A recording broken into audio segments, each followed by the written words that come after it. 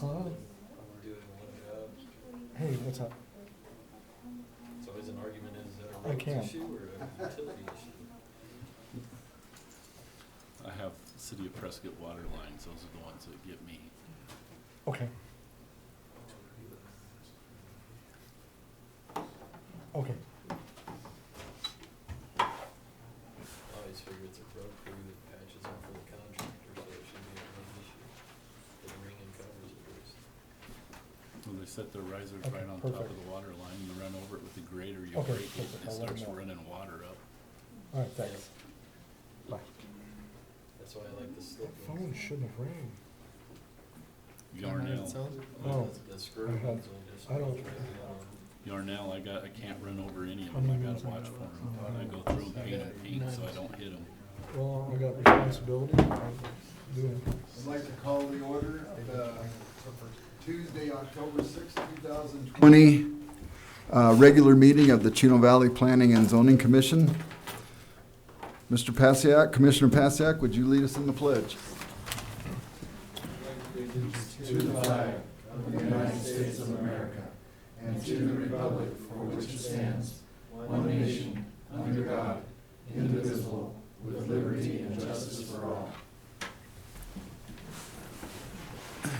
Thank you, sir. Can we have a roll call, please? Yes, sir. Commissioner Welker, Here. Commissioner McCafferty, Here. Commissioner Pasiak, Here. Commissioner Switzer, Here. Commissioner Meadows, Here. Vice Chair Armstrong, Here. Chair Merritt. Here. Okay, thank you. Moving forward to item 4A, consideration and possible action to approve September 1, 2020 regular meeting minutes. Has everybody had an opportunity to look these things over? Is there any questions or concerns or corrections? All right, I would entertain a motion. Mr. Chairman, I make a motion we accept the minutes as printed. I second. We have a motion and a second. All in favor? Aye. Anybody opposed? Motion carried. Item 5, staff reports. Do we have any of those today? No staff reports for today. Thank you, sir. Okay. We're going to go into the public hearing portion of this meeting for item 6A. Consideration of possible recommendation of approval to town council to rezone approximately 9.62 acres from SR 2.5, single-family residential 2.5 acre minimum zoning classification to AR 5, agricultural residential 5 acre minimum zoning classification to resume the operation of a commercial greenhouse. Will? Sir, we'll get this guy pulled up here. Alrighty. Good evening, Chair, Vice Chair, and Commission. The item before you is a requested zone change from SR 2.5, single-family residential, 2.5 acre minimum, to AR 5, agricultural residential, 5 acre minimum, to allow for the resumed use of a commercial greenhouse. The applicant and property owner is in attendance in the audience tonight.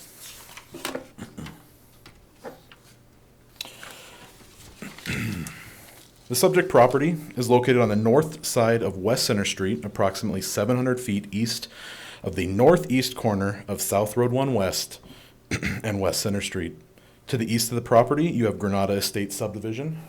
There we go. To the south and west of the property, you have single-family residential developments that were developed through land splits. And then to the north and the southwest, you have agricultural residential developments up here and then down over in here.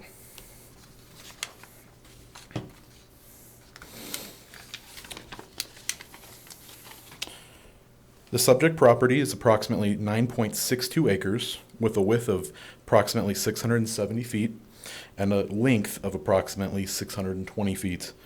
The property is currently zoned single-family residential 2.5 acre minimum. This property has historically been utilized as a commercial greenhouse since the early 1980s up until the early 2010s. During this time period, the town adopted a new zoning districts in 2006, which led to this use becoming non-conforming for this property. Following the cease of operation of the commercial operation, the property eventually lost its non-conforming status to operate as the commercial greenhouse. Currently, the property is used for an existing site-built residence and still retains the empty facilities from the commercial operations, as you can see in this aerial photograph here. The town's general plan designates the subject parcel and the surrounding areas as medium-density residential, which conforms to the request the applicant is proposing. As you can see, pretty much anything west of the commercial designation and the general plan is dubbed medium-density residential on the west side of town.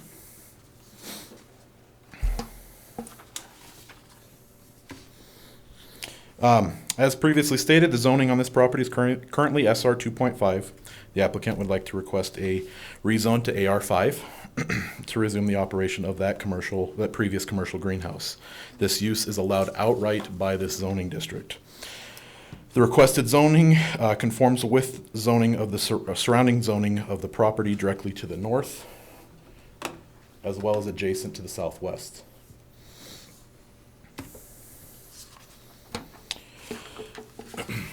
A neighborhood meeting was held on October 5th. During that meeting, 3 property owners were in attendance. The neighbors' primary concern were whether or not the property would be able to cultivate medical marijuana. The lights within the greenhouses, as well as additional noise being generated. If the rezone is approved, this property cannot be utilized to cultivate medical marijuana. The only property zoning classification in the town of Chino Valley limits that can use that or can create a new cultivation site is industrial. The ability of this property to be rezoned to industrial is likely not going to happen, barring any significant changes to the general plan.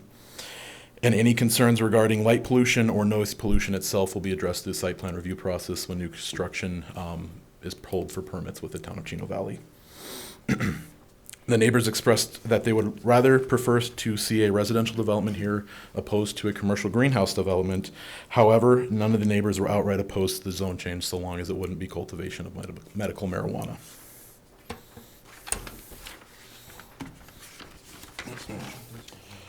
In regards to general plan conformance, the property has a general plan land use designation of medium density residential. The applicant is requesting a zone change from SR 2.5 to AR5 to resume the operation of a commercial greenhouse. The applicant proposed zone change meets the intent of the medium density residential designation by the general plan. In regards to zoning conformance, the general area supports both medium density residential and medium density agricultural based on the zoning of the surrounding property, so this request is in conformance with the surrounding zoning. Staff is recommending 2 stipulations to accompany the proposed rezone. The first one is an additional dedication of right-of-way along West Center Street. And the second one is that new construction on the property will need to hook to town sewer, which is located in West Center Street. And any new commercial or any new permits pulled for construction on the property will need to come through the site plan review process. So in conclusion, staff is recommending that the Planning and Zoning Commission forward a recommendation of approval to Town Council to rezone approximately 9.63 acres of real property from SR 2.5 single family residential 2.5 acre minimum to AR5 agricultural residential 5 acre minimum to allow for the operation of, or the resumed operation of a commercial greenhouse with the following stipulations. 1, the additional right-of-way dedication to be made along West Center Street to ensure compliance with town code. The amount to be determined by Public Works before the council meeting. This is contingent upon the new subdivision regulations that were adopted, which changes the required right-of-way dedication. Upon that implementation on the, I believe, the 15th, the right-of-way requirements will change, and this will reflect on this ordinance. And number 2, any new construction will need to hook up to town utilities located within West Center Street, and any new construction will need to come through the site plan review process. With that, I will open up to questions or discussions from the commission. Anybody have any questions? Yes, sir. Is the house on the property going to remain, and will it be occupied 24 hours? Based on the entitlements, that is something that will be, that can be allowed. However, I will defer to the property owner of whether or not that is going to be a continued use. Okay. And has the right-of-way dedication been done by Public Works Department yet? No, we are waiting to, once that new subdivision regulations are taken into effect, it's essentially determining whether it's gonna be 15 or 25 25. feet. Yeah, Okay, thank you. no problem. Anybody else? So, Will, what happens later if this thing, they can't split it into 2.5 acre parcels because of the size of the property? In the current configuration or under the new The proposal? new one, under the new one. On the new one, they would not be able to because they do not have the required 10 acres essentially to complete that. Okay. All right. But they would get the restart on the, if they wanted a lot split 15 years from now, right? As far as the parent parcel reset, Yeah. I would defer to Josh. The new zoning would be AR5, and So they- they're just under 10 acres, which means it could not be split into even two parcels because they don't have. You need 5 acres minimum before you can create a parcel. Mm-hmm. So since they have less than 10, they can't create two. Okay. You'd have to change the zoning again. Back They- to 2.5. They They'd could have do to. 2.5. They would have to go back through this process to rezone it to a lower Right, classification. okay. It's kind of interesting that we're going up and not down here, so. One of the few cases that we get. Okay, thank you, Will. No problem. Is the owner present? Would you like to come up and speak before us?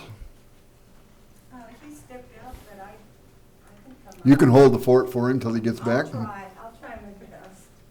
If you'd step up to the podium and just state your name, please. My name is Gail Allen.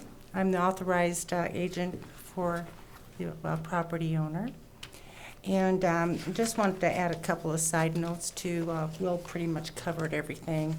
But when this property was in full operation, it brought in, that's he, yes.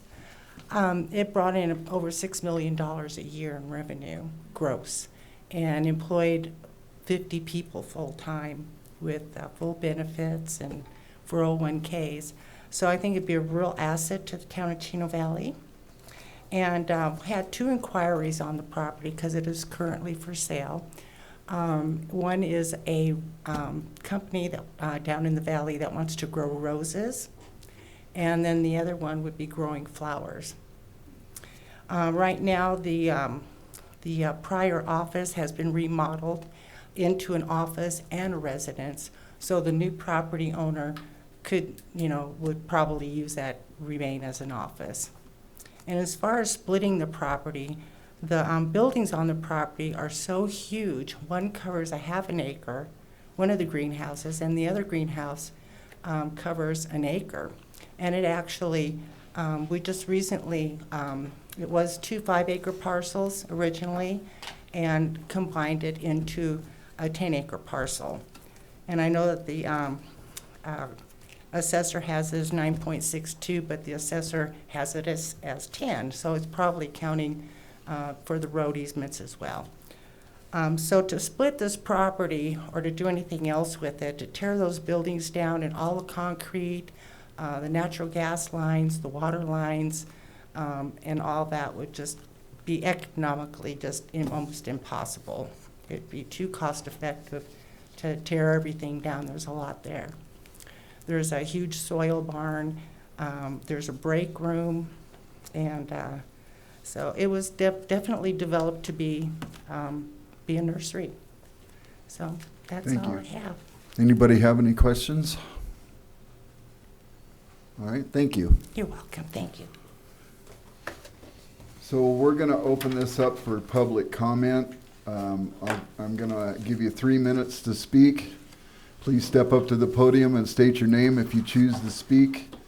Be polite, be concise. If other people have said what you're thinking, just step up and say, I want to ditto what they did so we don't have to spend a lot of time with this. And I have a handy dandy computer timer, thank you. So would anybody like to step up to the podium? All right, we're going to close the public portion of this meeting. Any further on this item, 6A? Is there any other discussion or questions? Okay, I would entertain a motion. Mr. Chairman, recommend Planning and Zoning Commission forward a recommendation of approval to the town council to rezone approximately 9.63 acres of real property from SR 2.5 single-family residential 2.5 acre minimum to AR 5 agricultural residential 5 acre minimum to allow for the operation of a commercial greenhouse to resume with the following recommendations. Additional right-of-way dedication to be made along West Center Street to ensure compliance with town code, amount to be determined by Public Works Department before the town council meeting. Any new construction will need to hook up to town utilities and will need to come through the site plan review. I have a motion. Do we have a second? Second. We have 2 seconds, with Commissioner Switzer being a little faster. All right, any other questions? All right, roll call vote, please. Commissioner Welker? Commissioner McCafferty? Aye. Commissioner Pasiak? Aye. Commissioner Schweitzer? Aye. Commissioner Metters? Aye. Vice Chair Armstrong? Aye. Chair Merritt? Aye. All right, thank you.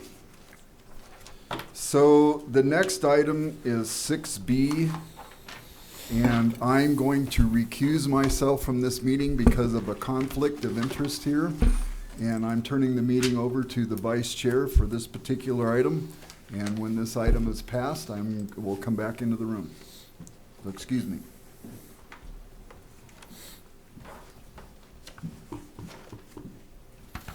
We'll let him out, make sure he doesn't eavesdrop outside the door.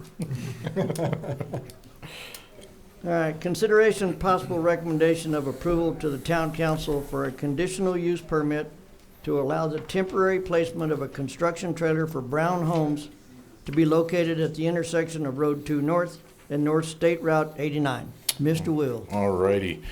Before we get into it too far, that item that you just read off, there is a little typo as far as the location. It is not located at that intersection.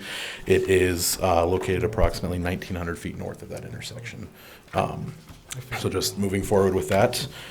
The item before you, as read, is a conditional use permit for the approval of a temporary construction trailer. This construction trailer is intended to be the midway point between the Heritage Point and Perkinsville 40 developments. The applicant is also in attendance tonight. He is also the applicant for the next 3 items, so I'm sure we will have a lot of questions for him tonight. All right, so as previously mentioned, the subject property is located 1,900 feet north of the northeast corner of the intersection of Road 2 North and North State Route 89, with direct access off of State Route 89. The subject has commercial property to the west and south and agricultural properties to the north and east.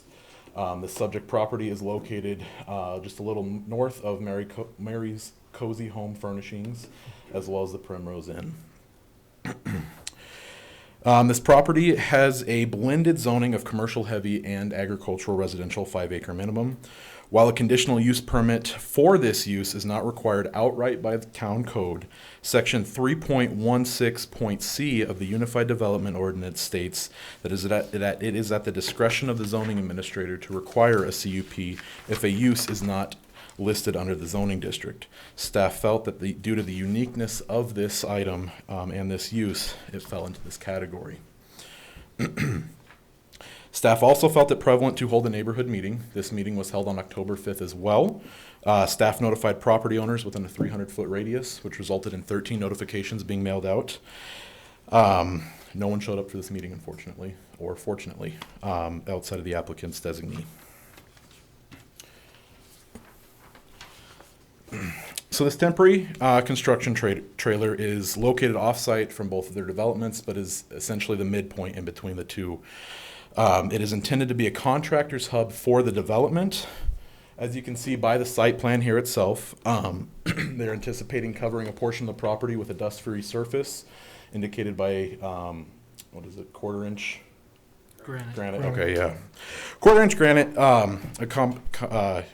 they're going to be providing 3 parking stalls, a porta-john with screening, to the south of the property here, and exterior lights, as well as some landscaping on the western portion of the property. So staff has provided a list of 4 recommended stipulations for this. Please keep in mind that these stipulations are just a suggestion, and the Planning and Zoning Commission can add, remove, or modify the provided list. Stipulation 1, the construction trailer and accompanying site improvements, i.e. the parking lots, walkways, and porta-johns will be removed upon reaching 90% of completed development on the applicant's subdivision. Both subdivision, excuse me. Any signage that is placed in relation to the construction trailer will be in conformance with town code. Landscaping and screening shall be required to help mitigate the view of the trailer from Highway 89. Site plan review and accompanying landscape plan shall be required. The applicant has already provided a landscape plan. This item is essentially entailing that the landscaping will be maintained throughout the life of the conditional use permit. And number 4, the construction trailer will be located 50 feet behind State Route 89 in accordance with town code setbacks.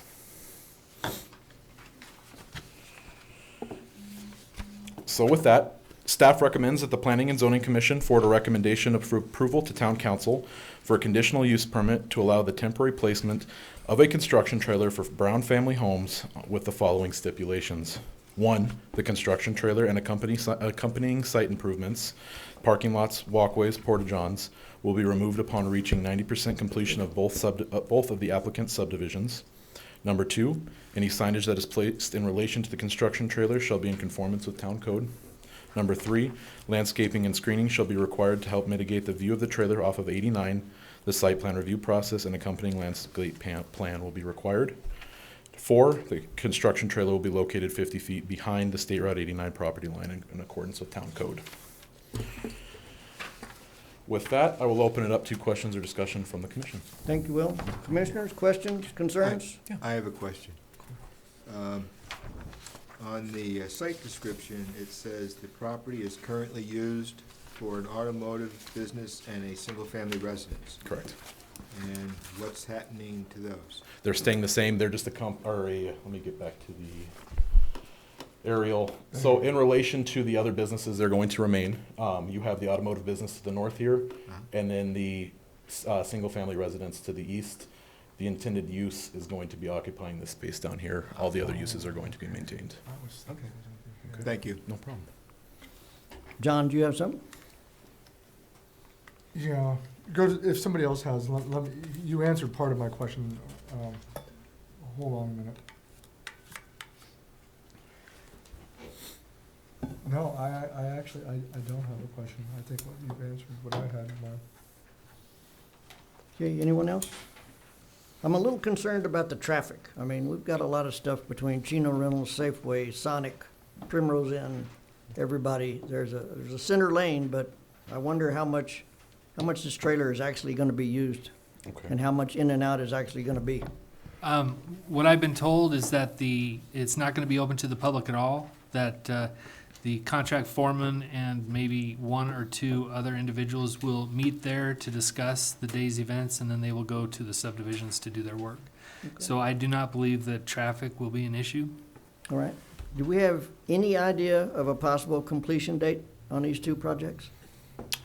I can't speak to the full purpose of that. The applicant out here, Craig, might be able to address that a little bit further. I know he's got Heritage Point anticipating going to the next planning and zoning meeting here in November, and then Perkinsville Fording preliminary plat is an item for tonight. So they're in the works. As far as a solid date, I don't believe we can give you one. Craig might be able to give a better indication of that. Just a rough guess? If I could add to that, the planning commission is able to add a stipulation on there of a time frame for the applicant to come in to renew the conditional use permit if you so choose. What would be a industry standard for something like that? In my 20 years, this is the first time I've had this request. So I can't give you a standard. Do we know if this will be a staging area for heavy equipment at all? I will defer that to the applicant. It was not indicated, but I'll let him answer that. If we could get him to come up and Sure. give us his name and get on our recording rather than sitting back there shaking his head, we'd appreciate it.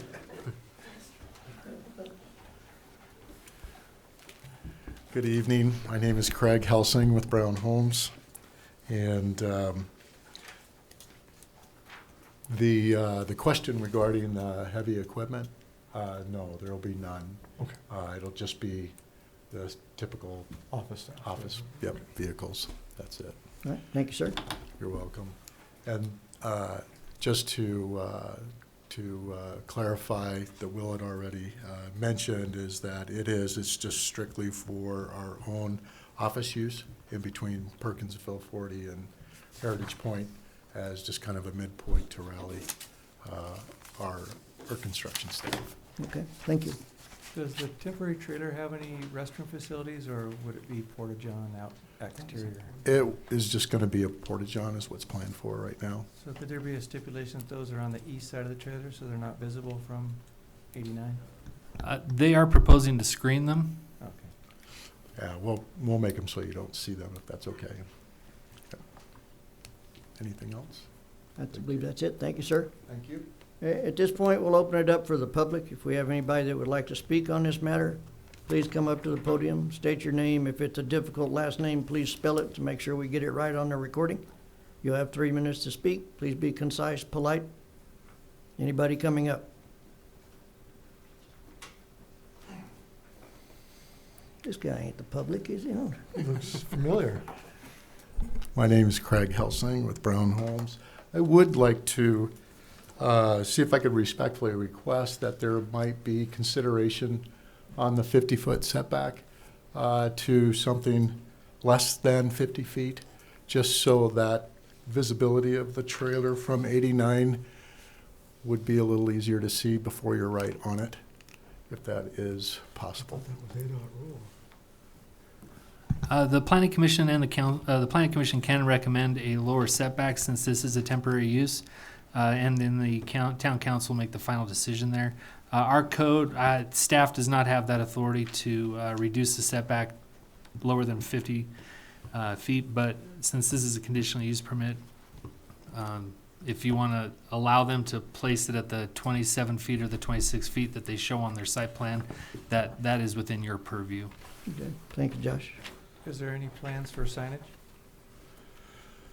I believe we're planning on having a banner of some sort on the front of the trailer to identify its location. But not at the street? No. And we'll comply with all the signage regulations that are required to. I would like to just, can you elaborate exactly why the 50-foot is more of a hindrance? Go back into more greater detail, if you would, please. Yeah, I'm not really sure that it's a hindrance, so to speak, but when you're, I drove by it today just to get a feel for it myself, and with it being 50 feet back, you're just on the entrance of the trailer real quick before you would see it, I think, from a visual standpoint. So just for the lack of a better word, safety for our folks and whatnot, just to be able to have it just, I don't want it right on the street. Somewhere in the 25, 26, whatever we have on our site plan there would be sufficient. But just, it is a business, so I would like to be able to see it.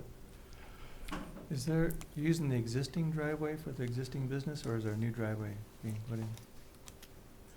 It's the existing driveway to the automotive shop. Could I see the satellite picture again?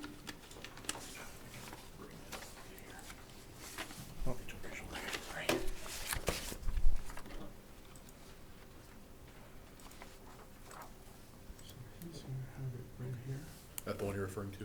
Yeah. Okay.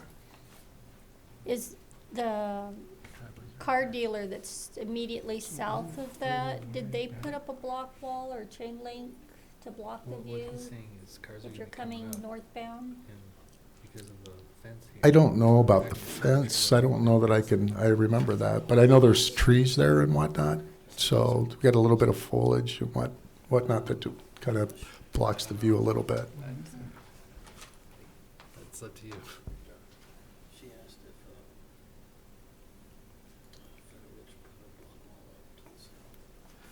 There is a wall on the south side of this property. I don't remember if it was there before or if it was added to.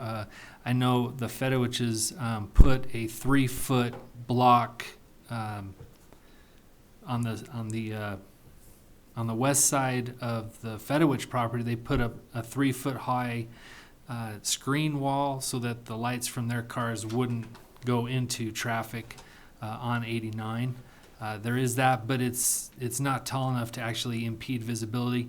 The wall on the south side of the subject property and the north side of the Fedowich Auto property, it may be less than 50 feet back. I don't know. I have not measured it. Is the current automotive business at the 50-foot setback? That is a good question. I did not measure that. That automotive business has been in there a long time. I believe it predates our code. We don't know where it's at. We can bring it up and take a measurement off of Yavapai County Can't GIS. see it, but it's right behind you. It looks Well, I less- can't measure that.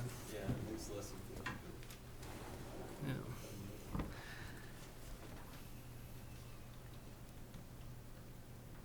Oh, you've got it on the Mr. GIS is on it. Getting fancy. The reason I ask is I wouldn't want to block the view to his business at all by decreasing the setback of this trailer. That's a good point. Oh, yes, that's really-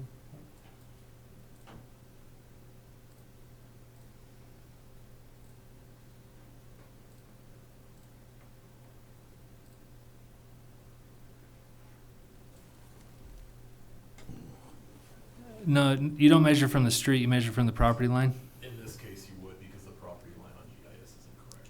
It's a little. Yeah. Oh, okay. Well, I know that the actual right-of-way line is past the sidewalk. Right. So to get an exact measurement, you'd have to. I think I hit it right at this, well, You're awful close. You're pretty close. You're a foot or two off, maybe. Because that is the sidewalk, isn't it? Yeah, but the right-of-way is. Oh, okay. rough Um, estimate, 70 feet. approximately 70 feet. So doing that just for the sake of discussion, can you put where his was going based on the 50 right now? Just draw a line there?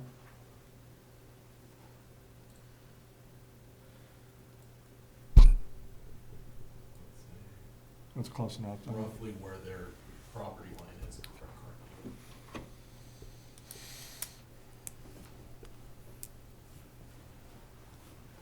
And just for sake of discussion, can the Planning and Zoning Commission require the setback be farther than 50 feet?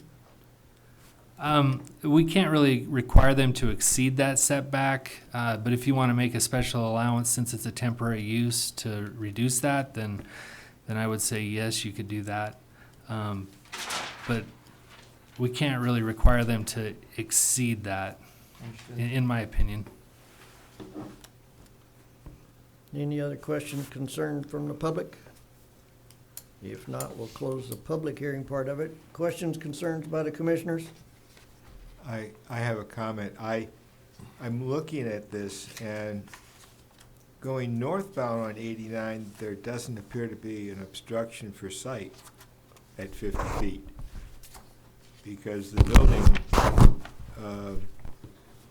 would not be hidden by that wall that you see on the south. And coming southbound on 89, I again don't see where there would be obstructions.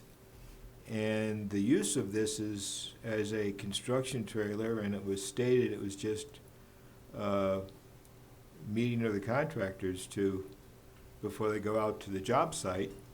And so there may be a problem initially when the project starts, but after that, people will know where it People get is. used to it. It'll be minimal, I think, Yeah, at best, Gary. yeah. Okay, But I'm just saying, if there's any impact, it would be at the very beginning of the project. certainly.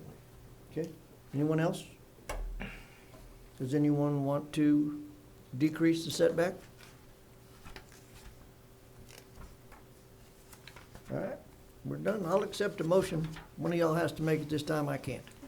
Mr. Vice Chair, I'll make a motion for consideration and possible recommendation of approval of town council for a conditional use permit to allow the temporary placement of a construction trailer for Brown Homes to be located approximately 1,900 feet north of the northwest corner of the intersection of Road 2 North and North State Route 89. I'll second it. Like a roll call vote, I- please. I would like to amend it to include the recommendations of I staff. was just gonna say that, thank you. Understand? Unfortunately, there's a first and a second on that motion. So there needs to be a vote on that, or if the original individual that made the motion agrees to amend it, then he can state that he'll amend the motion. Otherwise, we have to vote on that motion Bring it all back up. and bring it back up Understood. again. Mr. Vice Chair, I'd like to amend that motion to include staff recommendation. Please do. Would you read those recommendations from staff, please? Staff recommendations, that the Planning and Zoning Commission, construction trailer and accompanying site improvements, i.e. parking lots, walkways, porta-johns, et cetera, will be removed upon reaching 90% completion of both subdivisions of the applicant's subdivisions. Any signage that is placed in relation to the construction trailer be in conformance with town code. Number 3, landscaping and screening shall be required to help mitigate the view of the trailer off Highway 89. Site plan review and accompanying landscape plan shall be required. Number 4, the construction trailer be located 50 feet behind the state 89 property line in accordance with town code. Thank you very much. Like a roll call vote, please. Commissioner Walker? Aye. Commissioner McCafferty? Sorry, wait, since the motion was amended and changed, We need a Second. we need a second. I'll second. All right, now you can do the roll call. Great. Seconded. I'm sorry, who seconded? Commissioner did. Pasiak. Commissioner Pasiak. Okay. Commissioner Welker? Aye. Commissioner McCafferty? Aye. Commissioner Pasiak? Aye. Commissioner Schweitzer? Commissioner Metters? Aye. Vice Chair Armstrong? Aye. And Chair Merritt? Nope, chair's out. Oh, He's Chair's out. Yeah. He's out. Thank you very much.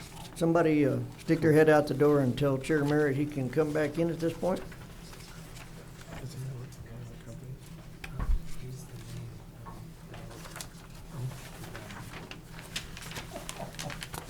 What does he have to recuse himself from this one? Oh, are you talking about Chuck Merritt? Yeah. Oh, I thought you were talking about Craig Fells. I don't know about Chuck. Yeah, I don't know about that. Maybe that is there a- I can't Done speculate. with timeout?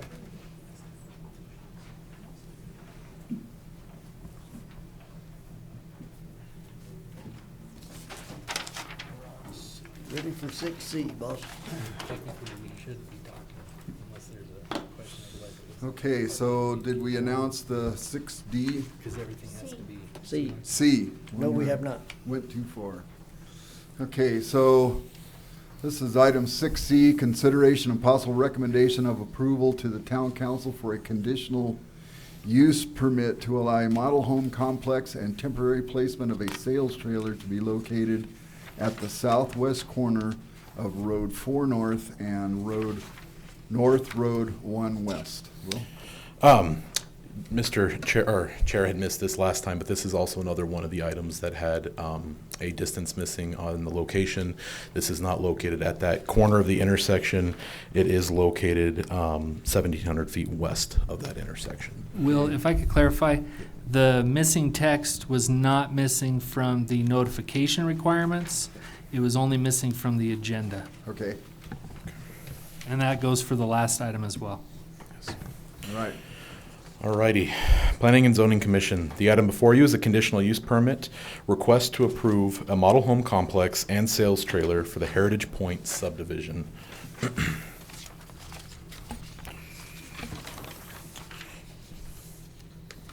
There are 3 subject properties in relation to this conditional use permit. They are located approximately 700 feet west, or 1,700 feet west of the southwest corner of West Road 4 North and North Road 1 West. To the north of these properties, you have the Windmill House. To the east, you have Appaloosa Meadows Unit 1 and Unit 2. And then to the south and to the west, you have Chino Lake subdivision. All of the subject properties are zoned SR1, which is single-family residential, 1 acre minimum, which requires a conditional use permit for the requested use. The applicant is seeking approval for a model home complex and sales trailer in anticipation of approval for the Heritage Point final plat, which should hopefully be before you guys next month. Town staff has reviewed the provided site plan and feels that it is in conformance with all applicable town codes and requirements. As you can see here, based on their site plan, they are anticipating using lots 7, 8, and 9 from this subdivision for the model home complex. They will have a parking area on lot 8, essentially the start of the model home complex, and then they will have walk-through with a path landscaping to a second model and then a sales trailer on the northernmost portion of lot 7.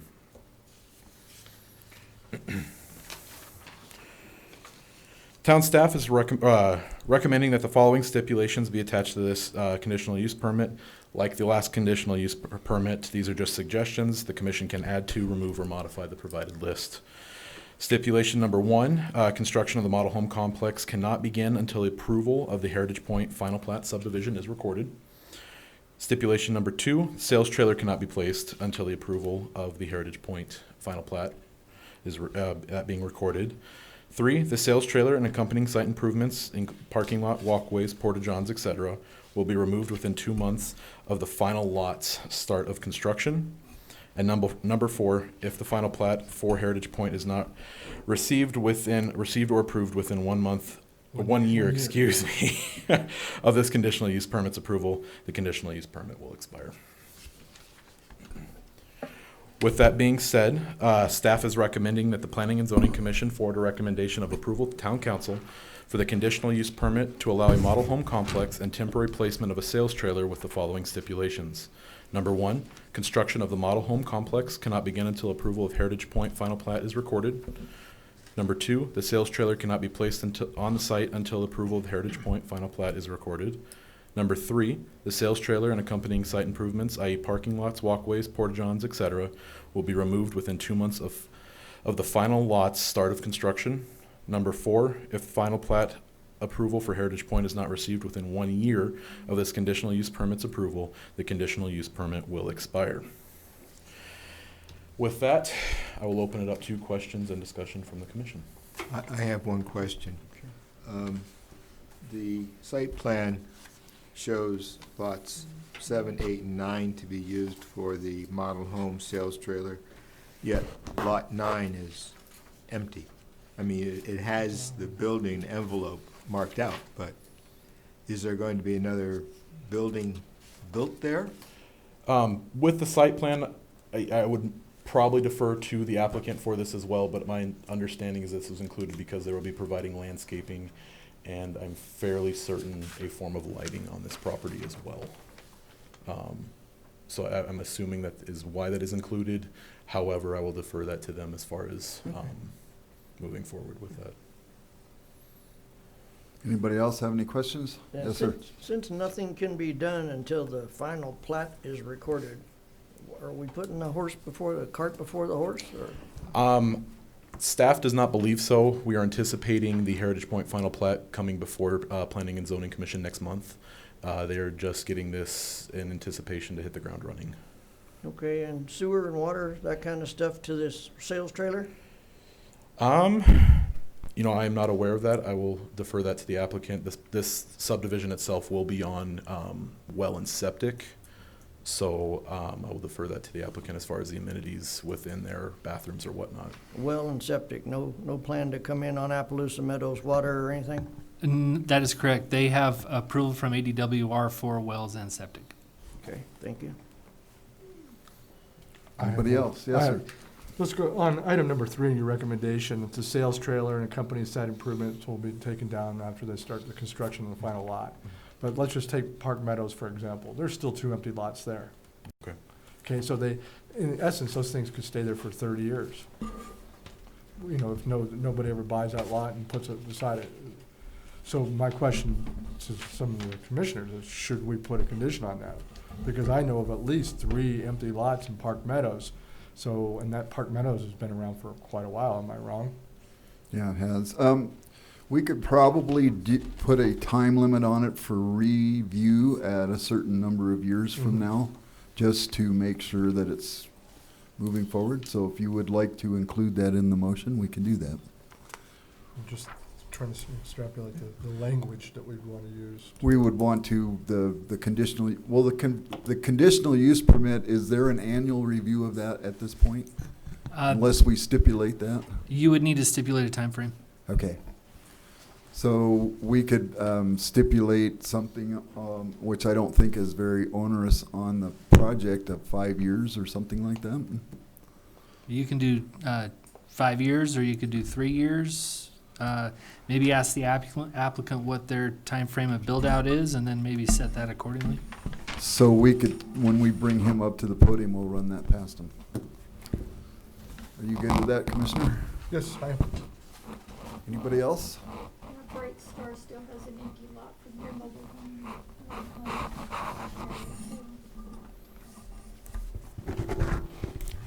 Thank you, Will. So we'll ask the applicant owner to please step up to the podium and state their name and offer any comments, and then we have questions.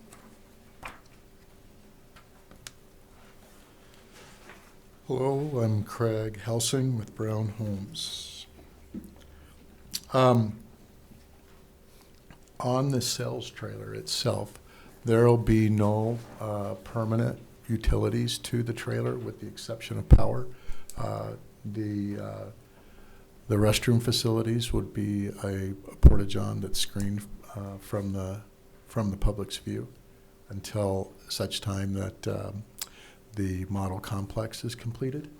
Once the model complex is completed, we typically remove the sales trailer, and then, because there is no longer a use for that at that point, and use the facilities that the model complex provides for parking and restroom facilities within the home, and the sales office. So just to be really clear, once the model homes are open for operation and final occupancy permits are issued for them, you're going to remove the sales trailer and use those as your sales office. Correct. That's more consistent with what I've seen before as well. Right. Okay.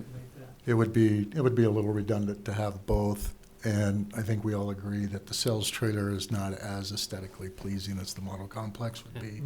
So it just gives us a temporary sales center while construction is being completed. And you do intend to use 7, 8, 9 to have a model home, 3 different models, I'm assuming. Well, there'll be no home constructed on Lot 9 as far as this time is concerned. However, we did include Lot 9 in the complex because of the landscaping that Will had mentioned there on the south side of the property line between 8 and 9.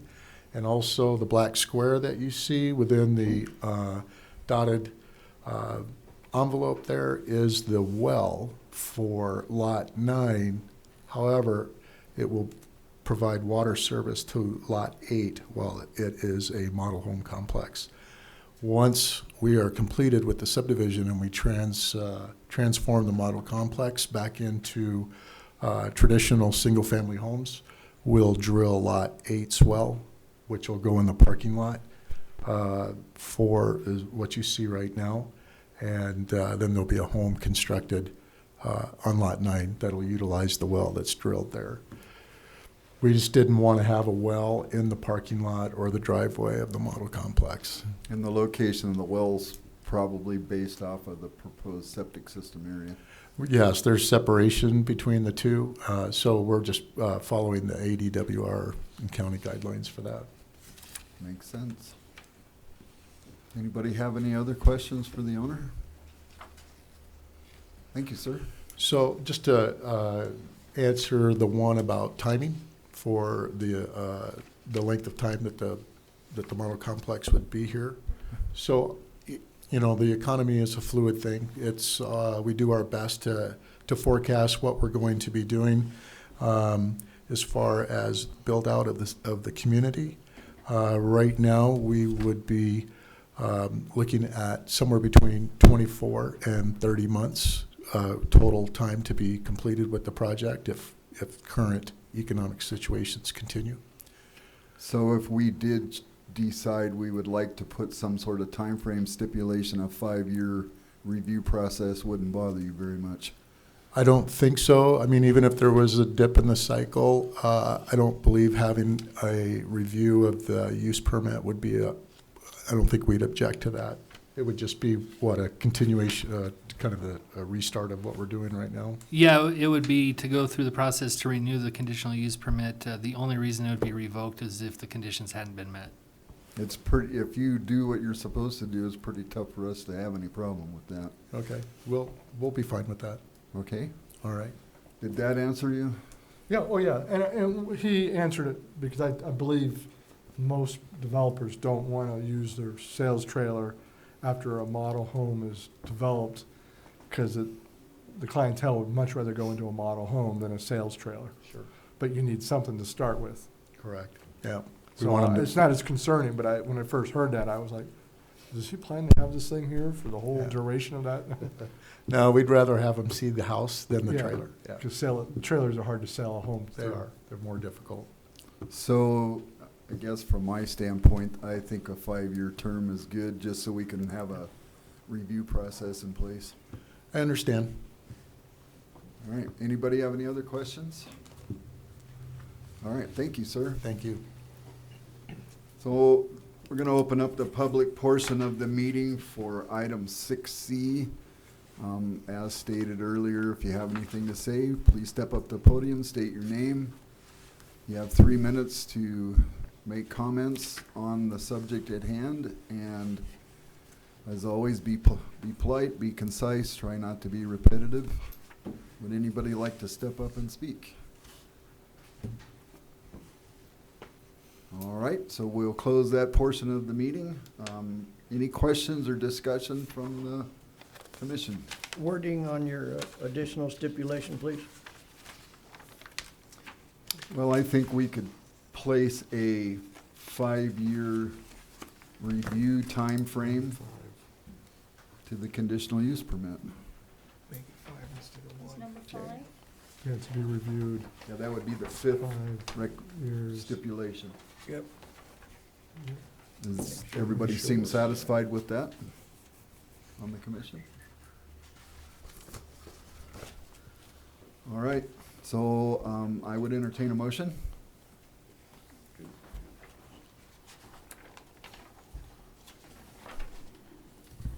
Mr. Chairman, Yes, sir. I'll make a motion, consideration and possible recommendation of approval to the town council for a conditional use permit to allow a model home complex and temporary placement of a sales trailer to be located at the southwest corner of West Road 4 North and North Road 1 West.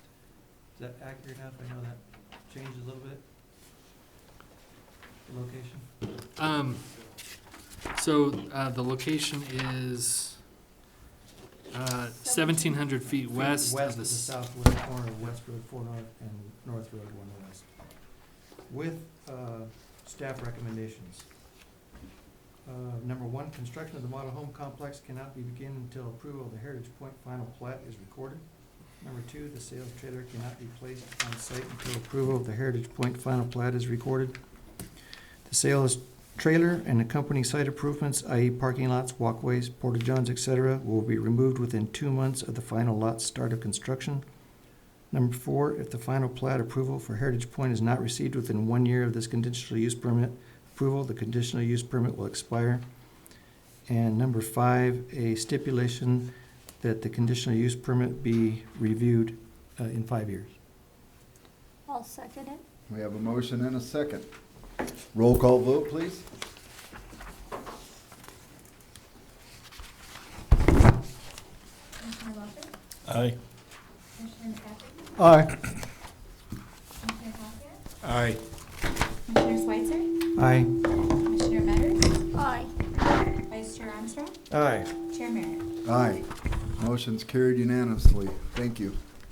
Let's move forward to item 6D, consideration and possible recommendation of approval to the town council for the Perkinsville 40 preliminary plat to subdivide approximately 44.3 acres located at the northeast corner of East Perkinsville Road and North Road 1 East into 161 lots with an average lot size of approximately 7,000 square feet developed over a single phase.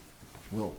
Alrighty, Planning and Zoning Commission members, the final item before you tonight is a request to approve the preliminary plat for the Perkinsville 40 subdivision. The applicant, Craig Helsing, as well as the project engineer, are in attendance in the audience tonight.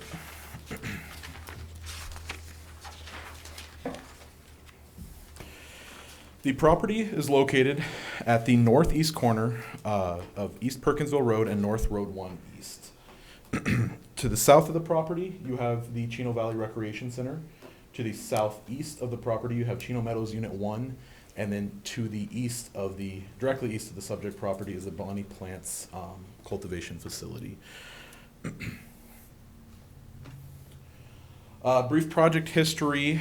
To briefly recap, this property was rezoned back in 2018 when the council approved the rezone from agricultural residential 5-acre minimum to SR 0.16, single family residential 0.16 acre minimum with a planned area development.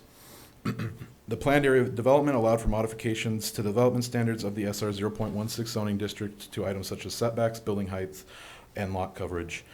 In addition to these modifications, a conceptual development plan was also accompanying this planned area development.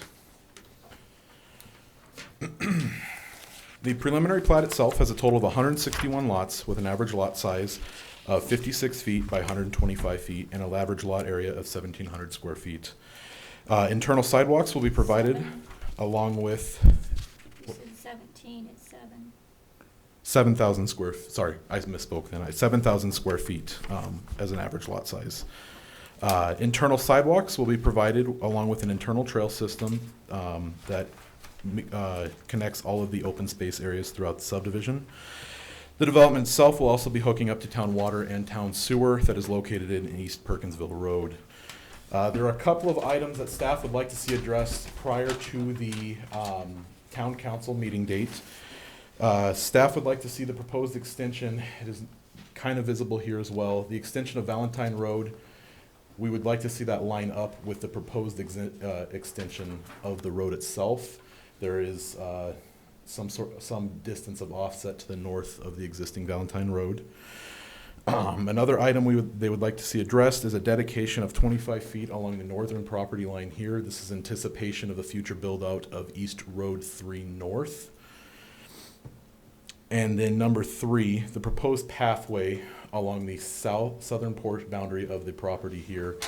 The transportation plan for the town of Chino Valley calls out a 6-foot meandering pathway located there. They are proposing that. However, it is indicated that it will not be meandering, so staff would like to see that be paved as well as meander. In regards to preliminary plat conformance, the Perkinsville 40 preliminary plat meets all requirements set forth by section 5.2.3 of the Unified Development Ordinance. The site will have access via both East Perkinsville Road and North Road 1 East.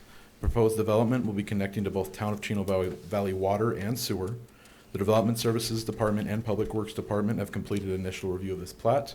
Following the approval of the preliminary plat, the project will go through the technical review process and then return for the public hearing process for approval of final plats. With that said, staff is recommending that the Planning and Zoning Commission forward a recommendation of approval to Town Council to approve the Perkinsville 40 preliminary plat to subdivide approximately 44.3 acres into 161 lots with an average lot size of approximately 7,000 square feet, developed over a single phase with the following stipulations. Number 1, align the proposed extension of Valentine Road with the existing portion of the Valentine Road. 2, make a dedication of 25 feet along the northern property line for East Road 3 North. Number 3, the proposed pathway along East Perkinsville Road will need to be paved and need to be made to meander. With that said, I will open it up to questions or discussion from the commission. Before we get into discussion or questions, I just need to reiterate, this is for preliminary plat approval. This property already has their zoning stipulations and exactions. They already have their zoning entitlements. So we're not discussing zoning entitlements, we're discussing whether or not the proposed preliminary plat substantially conforms with the PAD conceptual development plan. And staff's recommendation of approval says that staff believes that they're in substantial conformance. And B, whether or not the preliminary plat meets the minimum code requirements for preliminary plat submittal. So we're going to make an assumption it does, or we wouldn't be looking at it. Well, that's for you to determine. Staff is recommending approval for the preliminary plat stating that we feel it's in substantial conformance with the conceptual development plan. Okay, so opening up for questions? I have a couple of questions. You're recommending that the Valentine Drive be relocated down to the existing? Correct, to provide alignment and no offset. Okay, and that would substantially mean a redraw of the preliminary plat, That's the way I looked at it. because too. the alignment would cut through lot 43 at a minimum. At least. And if you want to continue that through the subdivision, well, that hits a number of others. So you're going to have to basically have a curve on Valentine once it gets into the subdivision. So I just make that comment that what you're asking is going to have an impact on the plat. I'll let the Public Works Director speak to why we don't want streets to be offset like they currently are proposed. I'm not debating that. Right. I understand why you want them aligned. I worked for Department of Transportation for 18 years. Then you know. I know. Yeah. Believe me, I know. It's just that I want to make clear that it will require a replat of the preliminary.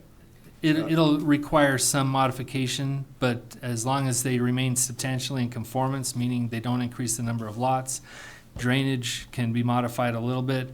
The zoning administrator, as a zoning administrator, I have the authority based on, in our code, to allow for some variation up to about 10% in any given situation before it becomes a major amendment and has to come back. It may affect one or two lots, the way I look at it. I'm looking at Is it 43. your intent in realignment to just realign it where it connects to 1 East, or to have the whole thing flow straight through like Valentine does on the other side of the road? If Frank could answer that? Well, the Valentine doesn't go all the way through. Goes on the other side though, and it runs straight. Not through this plat. East. No, but Valentine exits onto Road 1 East, and on the other side, Valentine, It's south of it. either south, but there's Yeah. also a street a little bit to the north. If you align Valentine on the plat, you're not going to have to go through the plat, because Valentine doesn't go all the way through the plat. All it's going to affect is lots 43 and maybe 101. Well, it is if okay, so that's the question. Is the intent for the alignment to just occur at Road 1 East, North Road 1 East, so that the two Valentines across from each other on Road 1, North Road 1 East are in alignment, or is the whole street in the new subdivision intend to be in straight line with the existing Valentine Drive? What's the intent there? Well, it is possible for them to shift lots 43 and 44 north and allow Valentine to turn in and then tee around into the, I mean, if you can visualize that. Yes? So it is possible to do that. I'll let Frank speak to whether that's something that he would recommend or not. But it wouldn't require a full redraw in order to do that. It would just require one or two lots to be shifted. To do the curve as you come into the subdivision. No curve. So they would come into the subdivision and there'd be a stop sign. You could turn right or left along, Bizjack? yeah, Bizjack. So it would tee into Bizjack and then you would go right or left. But Valentine continues to the east, am I correct? Across Road 1 East, but if, Okay, go back to the satellite photo, Goes all please. the way through. Yeah, I don't think I'm making myself clear. There you go. Okay, so you see Valentine Road on the west side of Road 1 North. Is the intent for the new subdivision and that road to be in a straight line going through the property to the east? Or is it just an exit point at Road 1 North so that both of those places are in line with each other there, but as they enter into the subdivision, they become out of alignment? That was a good question. I was waiting to speak, so. Oh, sorry about that. That's okay. Just everyone. I think that would be a good question for the developer's engineer. I don't want to hamstring the developer on telling them how to align the streets within the subdivision. All I want to do is say that does not meet our current code. You need to find a solution that does meet current code and then review it as such and allow them the opportunity to make those changes that best suits their development, but still falling within the rules of the town. And that would be something we would look at upon final plat approval. Or- No, they could make that change between now and the preliminary plat, or it could be handled during technical review. Okay. So it's your intent, I guess what I'm trying to get at is, I know we want those streets to line up, we just changed some things that got rid of those zigzag problems that we have. So you're wanting them to come back to you with an idea on how to line that up, so you're not dictating to them what they have to do, am I correct? Yes, we're recommending approval of the preliminary plat Right? with those stipulations, and we will make sure as staff that during technical review, that will not come back to the final plat. Okay, and I guess Commissioner Pasiak's concern was, and something that I had a question about, is if we're trying to force them to make that a straight line, that's a whole bunch of lots that would get messed up. Oh, yeah, that's a lot If of it's lots. just something to get into the subdivision, that's a different ballgame. If I may, one option is to get it just to come into the subdivision, because if you move that road and adjust those lots, that's no longer an intersection can you go back to that, Will? So, and I would have to just double check with the code to make sure it works, but say you move 43 and 44 up, that intersection of Bizjack and Valentine now becomes just a 90-degree curve. And then lines up with Valentine, so, but it's so close there that I would just want to make sure we don't run into a jog problem. Which I think all of us agree Yeah, on necessity. and they may be able to put in a small reverse curve or something to handle that. I think the original concept had some different lot dimensions that didn't have this issue. But again, that was just a very basic concept. They also had some drainage issues in that original concept. So I think it's something that the developer's engineer can handle and take care of, and we can make sure it's, if the commission's willing to just have that stipulation, it saves some time, and then they can correct that before council. And if Make it's it- not corrected by council, I don't know that I would recommend it as town engineer going forward from there. Okay, Okay, fair enough. so the intent is, make sure it lines up, it's up to them to figure that out, and then they come back with a correction for that. Did that answer for you, Gary? So we just want Valentine to come straight through to Bizjack. Or at least off of the Road 1 North, Yeah. North Road 1 East. I get It it. has to be lined up right Be there. a straight That's line. what I think is what the intent of the new. Yeah. Right, that we as just a implemented. commissioner with his experience probably knows, it creates some left turn issues with the jog there, so. Yes, and it's just not the right way to do things. Okay, any other questions for Will while he's Yeah, up? I just have a couple comments on the plat. I don't see a 1-foot non-vehicle access easement for, They do have that listed on here. I wasn't able to find it.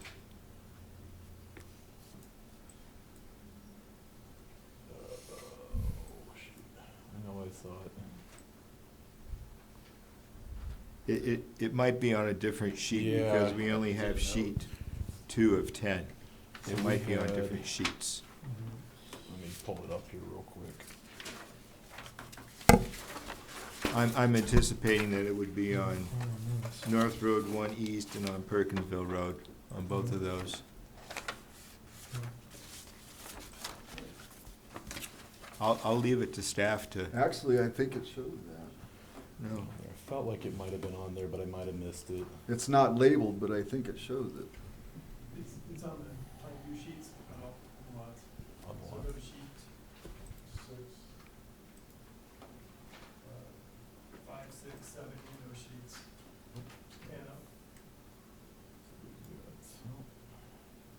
And if it is out here. Might be. Let's try. So they have an NVAE on the north. I don't think they were talking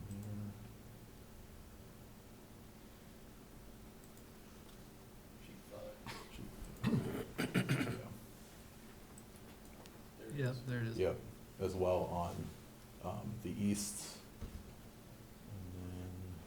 And then, did you have it on the south as well? Yes, we do. It goes all the way around. Yeah, so, Goes all the way around. yeah, Inside the street. so along in here as well. So it is on there. Unfortunately, the site plan, I did provide you with the staff report. And I Okay, have it. and then Apologize. one last item. Sure. It's a very fine point.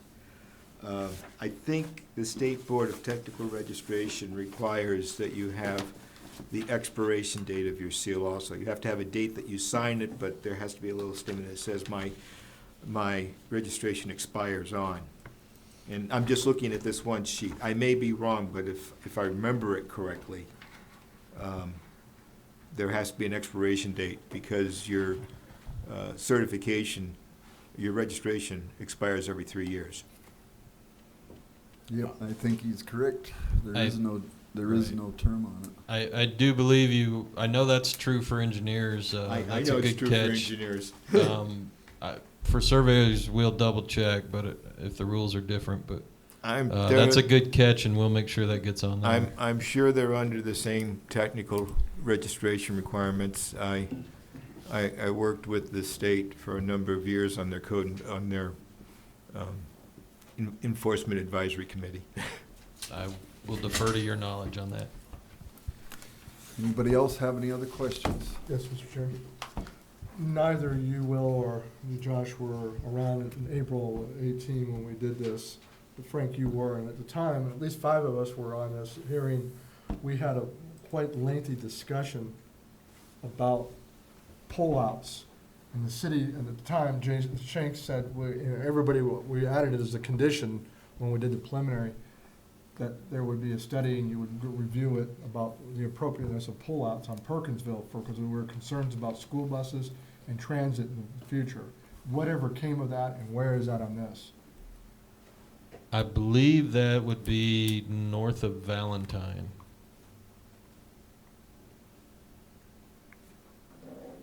In that tract C and H area? H is the median. Right, we could, H is an island. and Do you I remember the apologize. discussion? Do you remember the- Yeah, and I'm sorry, yes, and I believe we could put one there if you force me to. I don't like bus pullouts, so. Well, no, but I just, Mr. Cherry, I mean, some of You're- you were on you're that correct. meeting. I just did bring that up, and then in the meantime,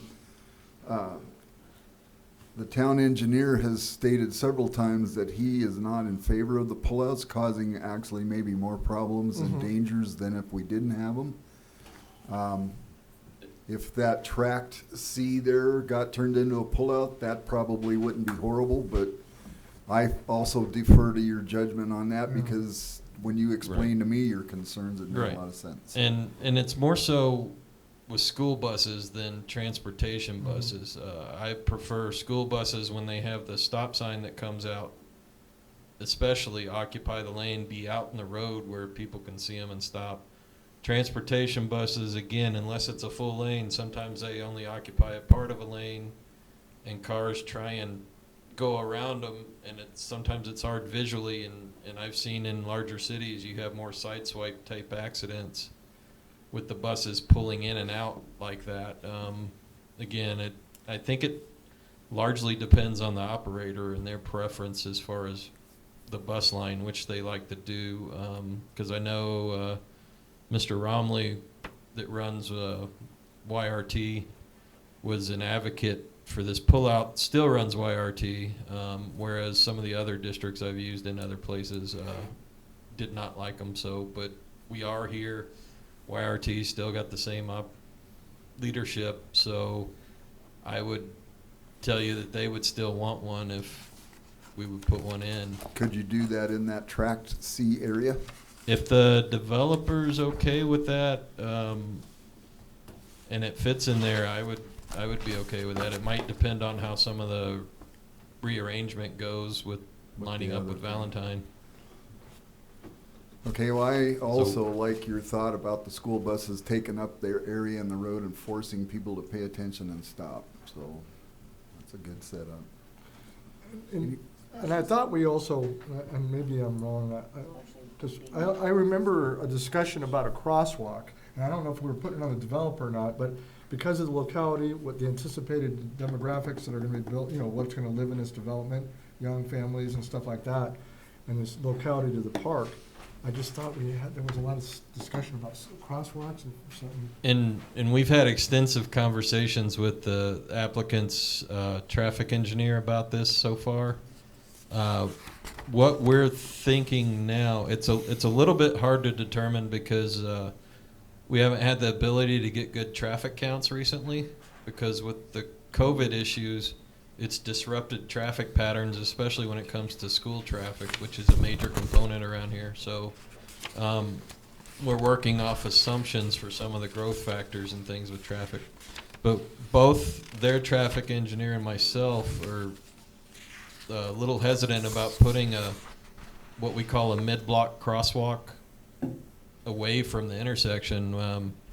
We're actually thinking there might be a way to funnel the pedestrian traffic to the actual intersection of 1 East in Perkinsville and consider the warrants there for maybe a 4-way stop at that intersection, because there's no sidewalk on the town side of Perkinsville Road to get them to anyway, so the intersection would be a natural point to try and funnel those pedestrians to, and a controlled stop there, if it warrants a 4-way stop, would be a much safer alternative for everybody. So that's at least the initial condition that we're looking for as far as the traffic engineering, is trying to move that to a controlled intersection at 1 East in Perkinsville if the anticipated traffic movements warrant changing that from a 2-way to a 4-way stop. I'm good. Anybody else have any other questions? Since you're doing that comment. Since they have the nice little walking area for the tracks D and A and a straight shot down to the park, you're not gonna get kids to walk all the way down to an intersection to come back to the park. They're gonna shot straight across that street. I really think they need a sidewalk there. Right. The problem is there's no sidewalk on the other side of Perkinsville. They're gonna go straight into the park. They're not gonna be walking down a sidewalk. It's hard to have a crosswalk without an accessible ADA route to connect to it. So it just turns into a really big jaywalking area. Yeah, the kids are Because gonna be I on also agree the kids are not gonna go to the corner. They're gonna have their bicycles and their skateboards and their scooters. They're just gonna go straight across. They're not gonna go all the way down to a corner and then come all the way back to go to the playground area. Right. I would like to make a comment about the mid-block crossings, and it's in opposition of them. The only one I'm aware of is on Whiskey Row in Prescott, and I was around when Sam Steiger painted it.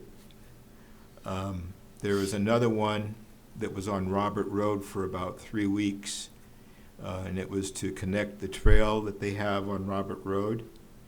And within 3 weeks, the town blacked it out, because when you have a crosswalk and someone steps into it, traffic says you're supposed to stop. And they had a lot of rear-end collisions. So I'm in opposition of a mid-block crossing. I think even though they may not travel down to the corner, that's the appropriate place to have the crossing.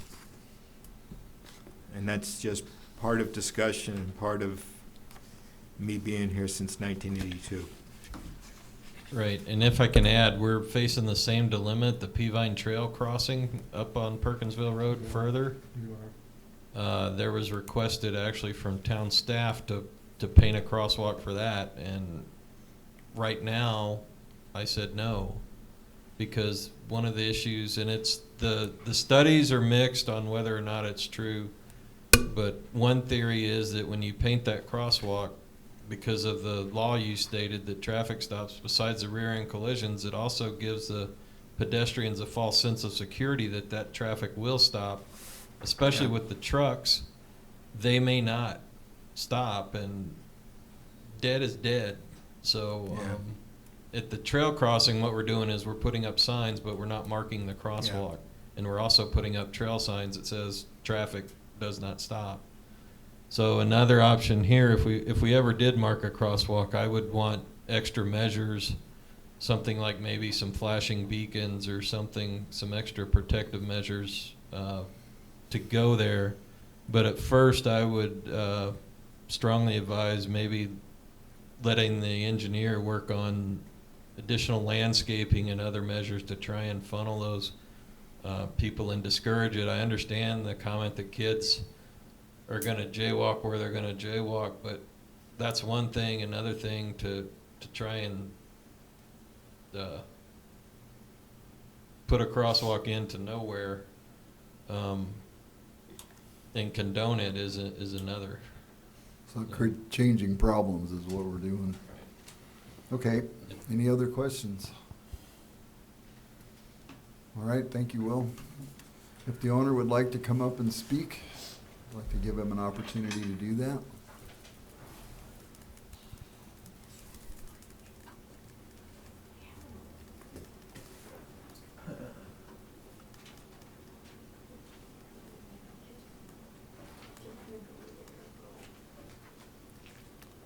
Please state your name when you step up, please.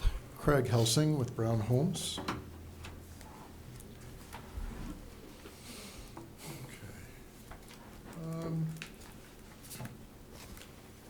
We're very excited about this project. We like the location of it and its proximity to the community center and the aquatic center. I think it provides just a wonderful addition to the community. The demographics that we believe will occupy the residences here would be younger families, the beginning home, first-time home buyers, as well as probably folks who are wanting to reverse that and downsize to a smaller home from when all their kids leave the home and so forth. So we feel that that's the primary two types of residents that will occupy the community. One of the things that I would like to share before we get into some of the technical aspects that's been brought up, we plan on right now offering 6 different product homes, ranging in square footage from 1,395 to about 2,160. 5 of those homes would be single levels, and one, the largest one, the 2,160, would be a 2-story. We still feel that there is a need and a want for 2 stories, although it is clearly demonstrated right now in today's economic cycle that single stories are the primary preferred residence. But we did not want to exclude someone that needed or preferred a 2-story. So on the discussions regarding the dedicated 25 feet of right-of-way on 3 North, if we could, can we slide that? Maybe I can just do it here. It's just.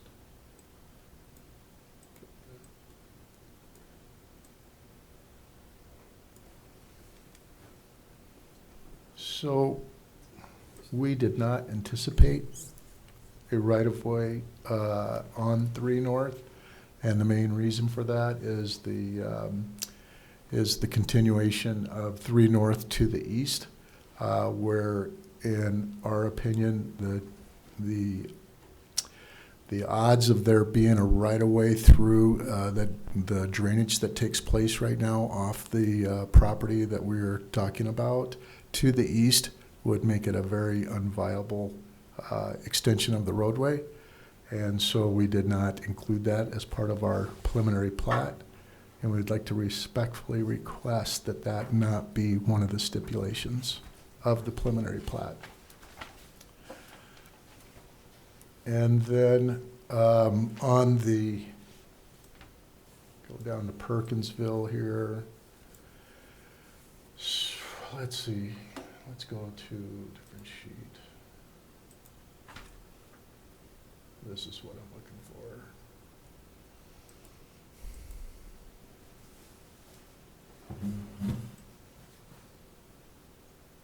Okay, so this is the proposed Perkinsville street section.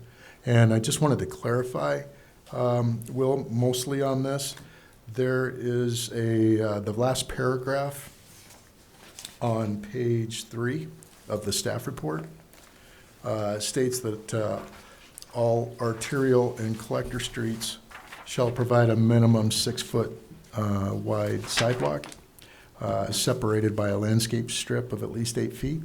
Local streets will provide basically the same with a 5-foot minimum sidewalk. And then the last sentence, Perkinsville Road will also have a meandering multi-use pathway constructed along the north side of the street. So what we're looking at right here on the preliminary plat is, here's the street section, here's the curb and gutter, and then we have our multi-use trail that is referred to in the last sentence of that paragraph. And so there seems to be a conflict here, and I'm just asking for clarification. Are we being asked to provide 2 parallel pathways, a sidewalk and a multi-use, or is the multi-use serve the purpose of the arterial sidewalk? We're not asking for 2, Okay. so it is 1. Okay. May I make a comment? The staff is recommending that it be paved. You show it as a compacted, decomposed granite. If we're going to use the multi-use trail as the sidewalk, I don't have any issues with it becoming a more stabilized surface other than a compacted DG. I'll defer to staff.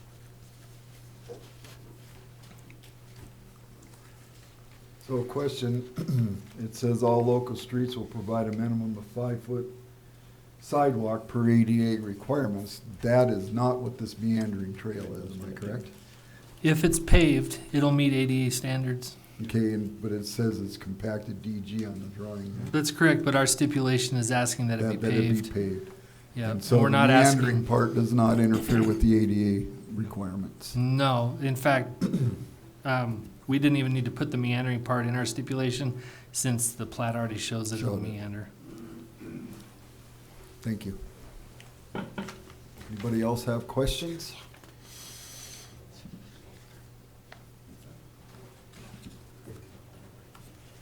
Thank you, sir. Have I missed anything? Oh, yes, thank you. Yes, there is one more thing. I knew there was something. I was looking for my notes here. In the opening statement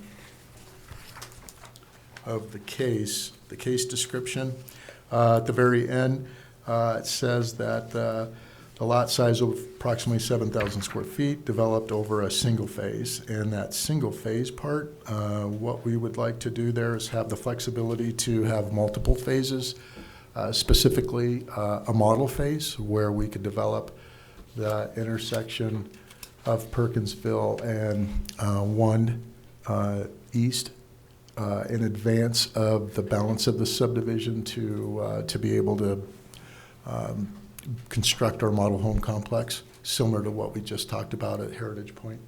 So I would like to have the ability to have multiple phases. And then so really in a flexible scenario, I'd like to see a model phase and then a phase 1 and a phase 2. And if we could add that into the language or strike the single phase out altogether, I would respectfully request that. Yeah, the phasing is not an issue. That's a detail that we'll work out prior to final plat approval. And we'll talk to our attorney how we need to do that, whether it's through a development agreement or some other device. Okay, perfect. I believe that's it, isn't it? Yep, that's all I have. All right, thank you. Thank you. Anything about the Valentine entrance. Bill, Excuse- you don't have any objection realigning Valentine at the street? No, let's just go back to that. Let's see, I think that's, is it there? No, next one. I understand the intent of what's being asked, and if I think there is a small percentage of variance we can work with, if I'm not mistaken, Frank. Isn't it like a 2% variance or something like that? That can be, Intersection streets, 15% or Is it- 15 degree. or 15-degree deflection. We can discuss that. I don't have my code book in front of me, so you'll never No get me worries. to admit it from memory. Okay. We've been talking about it today, and we feel like we can accommodate that request. However, I would like to just clarify that the intersection would be at Valentine and 1 East, and then it would curve to its existing location on the preliminary plat, so that we don't That disrupt the lot Only makes layout. sense. Yeah. Only makes sense. But I think we can take a look at that and see what we can do. Thank you. You're welcome.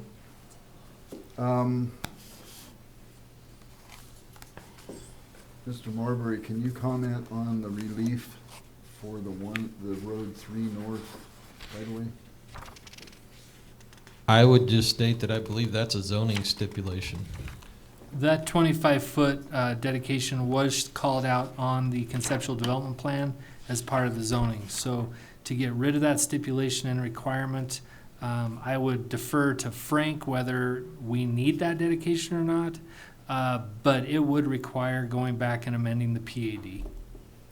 So again, what's your take on if there's drainage issues and that sort of business? My take on the reason that it was originally 25 feet and not more, because in most parts of town, Road 3 North is an arterial. I was going to ask if that was only to the center line of the street. No, it's the fact that 3 North is listed on the small area transportation study from 2007, is sometime in the future continuing to the east and connecting to Perkinsville Road, where you have where Perkinsville, and the best way I can describe it is the dog leg after you cross the wash and go up the hill. Yep. It dog legs to the north a little bit, and that actually falls into the 3 North alignment. The difference I see, and granted that study was 13 years ago now, with how the roundabouts are configured at Perkinsville and the traffic patterns on Perkinsville Road, I can't see 3 North, especially considering it appears like a local road just east of the highway, going for more than a local road and building another 16-barrel culvert across the Santa Cruz Wash like we did on 4 North. So that's why that recommendation in 2018 was just to have a 25-foot half width to represent a local road to continue an alignment if further development to the east exists, and it would be up to the developers to figure out the grades. That was just purely from a 30,000-foot connectivity level of why that was considered maybe a local road rather than a arterial road, because I think Perkinsville would probably still be your arterial road crossing the wash there. So you're happy with the 25-foot width? Right, that's the reason it was 25 feet back in 18, and the history behind it is we discussed it at a staff level and couldn't see ever continuing that road, but we could see potential development in the neighborhood area of maybe a local road. It's hard to determine how some of those lots might reconfigure in the future. But that was the reasoning behind it, was to at least allow for some of that potential there. Okay, so I might be a little dense here, but it looks to me like that property line for those lots is the center line for Road 3 North. Am I correct? That's correct. Yeah. Right, Okay, and if you take, sorry. So do we have to take the whole width of the road out of this property and not split it with if the other property to the north was ever developed, requiring a easement out of there also? Right, that would, the intention was that the other 25 feet to make the 50-foot right-of-way would come from the north property. And the 50-foot right-of-way is the standard town, local street right-of-way at this point in the code? Correct. Okay. Not an arterial right-of-way, which I believe is wider, correct? Right, the arterial right-of-way is currently 100 feet. I think in 2 or 3 days it goes to 80 feet, Okay. full width.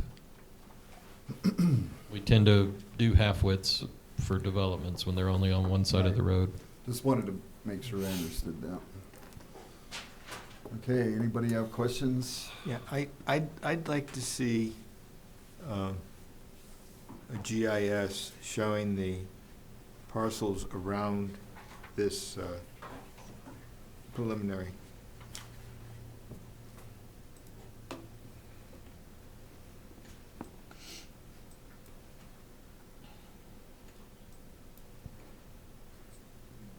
What you looking for? Yeah.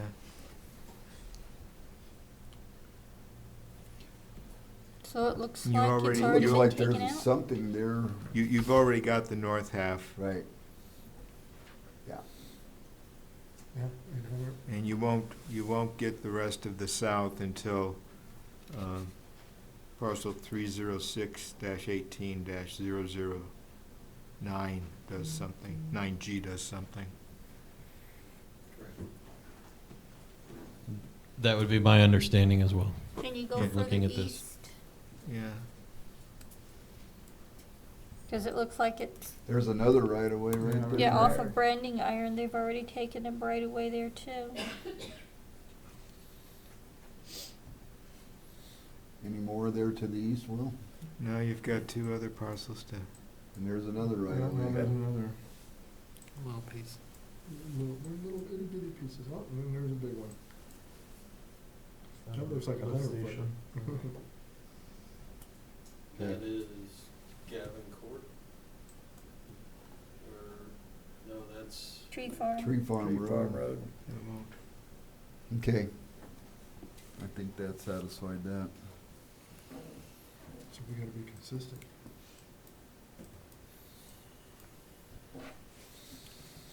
Okay, any other questions or discussion from the commission? Okay, and we did the public portion, I believe. Oh, we haven't done that. Okay, thank you. All right, so I'm gonna open up the public portion of the meeting at this point. I'm not gonna repeat myself because nobody's left or come in. Would anybody like to come up to the podium and speak? All right? Yes, sir. Hang on. I guess I just have a couple questions. Would you state your name, please? My name's Michael Connor Massey. I'm a Chino resident. Just curious if they're gonna do anything to improve Road 3 North or Road 1 East, I mean, heading north. As part of this subdivision As part of plat? this subdivision plat, yeah. Okay, that's a good question. I don't know, I see a lot more traffic hitting Road 1 East and heading north on it, so just curious about that. It's not that great of a chip seal right now anyway, so. All right, thank you. You got the hot mic. Anybody else like to speak? All right, I'm gonna close the public portion of the meeting, and Mr. Marbury, would you please address the question that was just asked? Okay, as far as the required improvements, there will be required improvements along 1 East to bring it to current standards. I believe those standards will be the ones that go into effect in a few days. That is correct. Or to comply with the conceptual development plan. Am I speaking out of turn, Josh, on that, or? Well, with the new subdivision regulations, I don't remember seeing anything as part of the conceptual development plan that exceeded code standards. It was more conceptual. Okay. And to address the current roadway condition, That's not really part of our purview tonight, because only if the subdivision is gonna be responsible for that. Okay. So, That's a question that could come up in public comment, coming up in a few minutes. okay. And I'd be happy to talk to him about it after the meeting as well. Okay, thank you. All right, is there any other questions? Are we leaving stipulations 1 and 2 as they exist right now? Yes.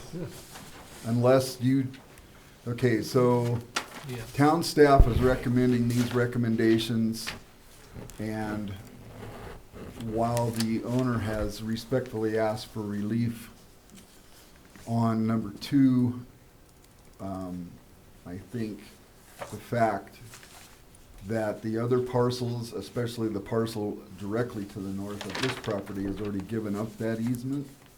I don't think that that would be a fair way to do things, plus that road may still wind up eventually going through, maybe someday in about 80 years from now.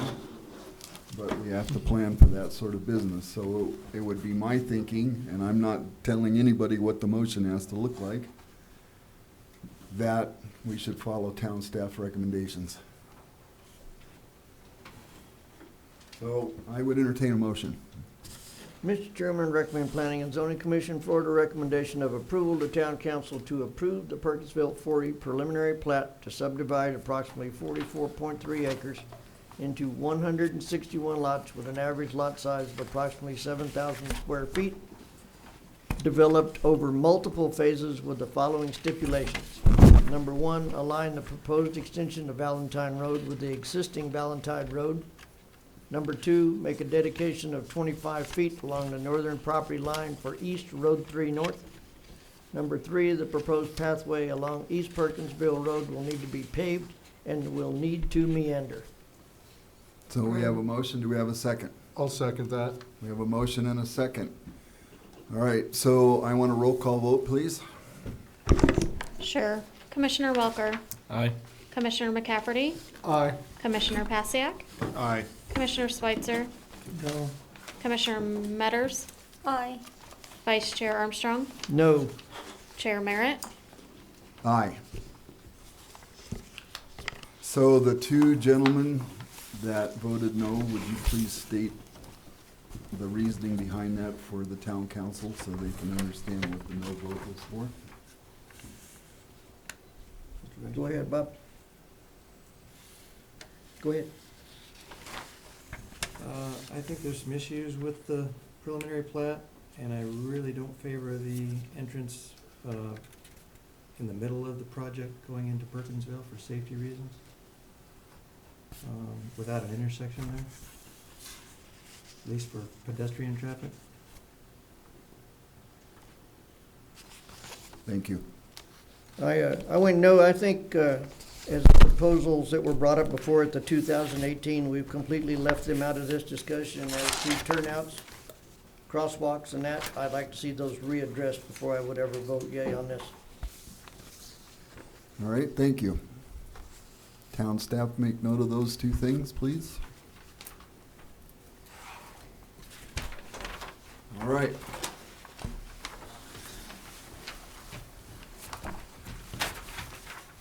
Let me find my paper. Okay, so moving forward to item 7, non-public hearing action items. Do we have any of those tonight? No. Thank you. Maybe someday we will have some of those, maybe? Okay. Do we have any, item 8, discussion items? Not at this time. Thank you. Okay, so we're gonna move to the public comment portion of the meeting. Call of the public is an opportunity for the public to address the commission on any issue within the jurisdiction of the commission that is not on the agenda. Public comment is encouraged. Your time limit will be for 3 minutes. I may let you speak longer if it seems critical. Would anybody like to step up and express any concerns about things that are not on the agenda?